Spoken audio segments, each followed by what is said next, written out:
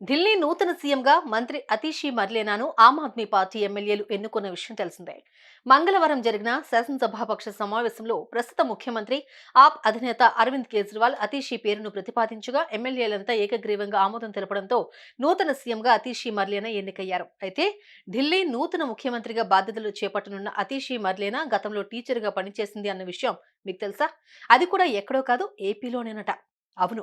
ఇంతకు ఆమె రాజకీయ ప్రస్థానం ఏంటి? ఆంధ్రప్రదేశ్‌లో ఎక్కడ ఆమె టీచర్‌గా పిల్లలకు పాఠాలు బోధించారు అనే విషయాన్ని ఇప్పుడు తెలుసుకుందాం.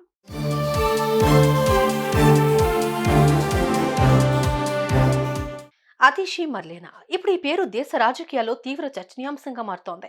సాధారణ వ్యక్తిగా ఆమ్ ఆద్మీ పార్టీలో చేరిన ఆమె అంచెలంచెలుగా ఎదిగి ఇప్పుడు సీఎం కూర్చీపైనే కూర్చోబోతున్నారు.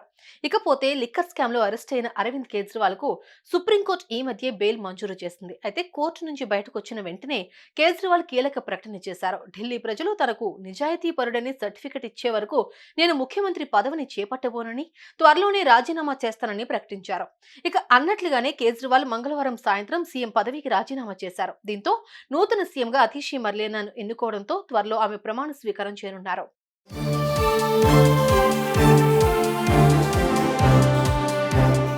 అయితే ఢిల్లీ కొత్త ముఖ్యమంత్రిగా బాధ్యతలు చేపట్టనున్న అతిషి మర్లేనా గురించి చాలా మందికి తెలియదు. గతంలో ఆమె టీచర్గా కూడా పనిచేశారు. అది కూడా ఏపీలోనే కావడం విశేషం. మదనపల్లి సమీపంలోని రిషి వ్యాలీ స్కూల్లో ఆమె టీచర్గా పిల్లలకు పాఠాలు బోధించారు. ఇక రాజకీయాలపై ఆమెకు మక్కువ ఉండటంతో 2013లో ఆమ్ ఆద్మీ పార్టీలో చేరారు. దీంతో పార్టీలో ఆమె పార్టీ విధాన రూపకల్పనలో కూడా పాల్గొన్నారు.